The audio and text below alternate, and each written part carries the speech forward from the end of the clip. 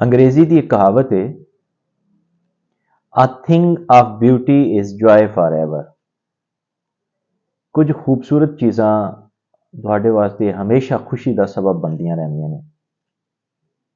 ਤੁਹਾਡੀ ਜ਼ਿੰਦਗੀ ਦੇ कुछ ऐसे वाकयात, कुछ ऐसे खूबसूरत लम्हात हमेशा तुहानू ताजगी और खुशी का जरिया बनते हैं।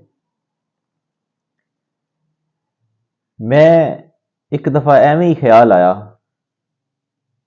कि दोपहर का खाना खाना सी कि अज महंगा खाना खाने की बजाय क्यों ना एक रेहड़ी तो चावल खा लै जान। क्योंकि बचपन चो जदों मैट्रिक चो पढ़ते सी ते जदों रिसैस होंदी सी, असी एक बाबे की रेहड़ी तो 5 रुपए की प्लेट खाई दी सी। उसका जायका अज भी जुबान उत्ते महसूस होता है। तो जदों भी मैं कोई चावलों वाली रेहड़ी देखदा, मेरा दिल करता है कि मैं इत्थों दोबारा चावल खावां, शायद वो दोबारा टेस्ट मैं इंजॉय कर सका। चावल खांदियां मेरी नज़र 4-5 मजदूरां ते पैंदी है, वो भी उत्थे बैठ के खाना खा रहे सन। मेरे दिल चो ख्याल आया कि क्यों ना मैं 400-500-600 रुपए का, 1000 रुपए का जो खाना खा लेना सी, अज मैं सिर्फ 100 रुपए का खाना खा रहा, तो क्यों ना इन्हां दा बिल अदा कर दिता जाए। मैं उस रेहड़ी वाले एक 1000 रुपया दे देना, मैं कहना यार इन्हां दे पैसे भी ले लै। दसना नहीं सी चाहता, एहतियातन दसिया कि रेहड़ी वाला ऐ ना होवे कि उन्हां कोल दोबारा पैसे ले लवे। जान लग्या मैं उन्होंने कह दिता कि मैं तुहाडे पैसे अदा कर दिते, दोबारा पैसे ना देवे। उन्हां दे चेहरे ते एक अजीब खुशी और एक लम्हे वास्ते वो ऐसा कहना चाहते सन, कहना भी चाहते सन कि तुसी बहुत अच्छा किया है, लेकिन एहसासे मुरवत चो कहते सन नहीं नहीं सर रहन दिओ, असी दे लैने। लेकिन एक खुशी उन्हां दे चेहरे ते आया सी। उस लम्हे एक मैं अपने जात के अंदर एक सुकून महसूस किया, एक रूहानी खुशी महसूस की थी। इतनी खुशी मैंने कदे भी नहीं हुई। अल्हम्दुलिल्लाह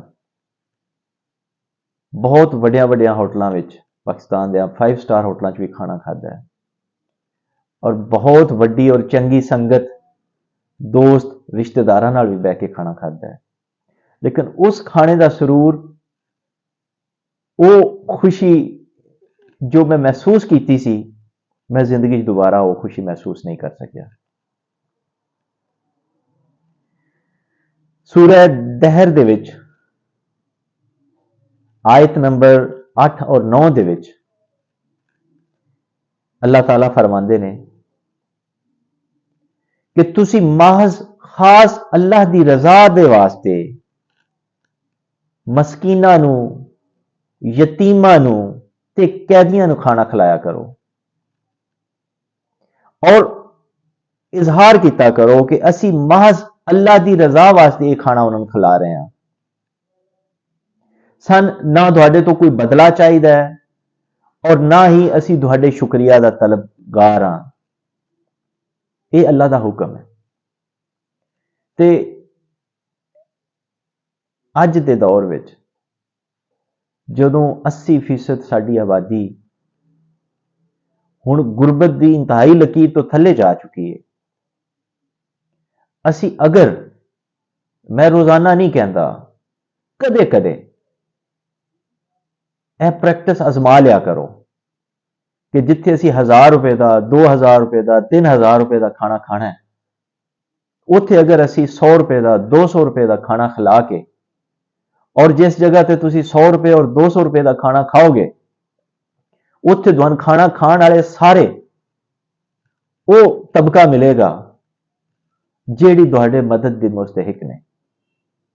और जानिया होया उत्थे बैठे हैं 5-7 लोगों का अगर तुसी बिल अदा कर दियो, तो एक वो खुशी, एक वो लज्जत और एक वो अल्लाह के हुक्म नू मरने दा सरूर जिहड़ा तुसी महसूस करोगे, वो उम्मीद है होर किधरों नहीं मिलेगा। असी हर वक्त खुशी की तलाश में हर काम करते हैं, लेकिन खुशी और लज्जत छोटियां छोटियां कम्मां विच, अल्लाह दे लोगां दी मदद विच जो खुशी और सरूर है वो किसी होर काम दे विच नहीं। बहुत शुक्रिया। जज़ाक।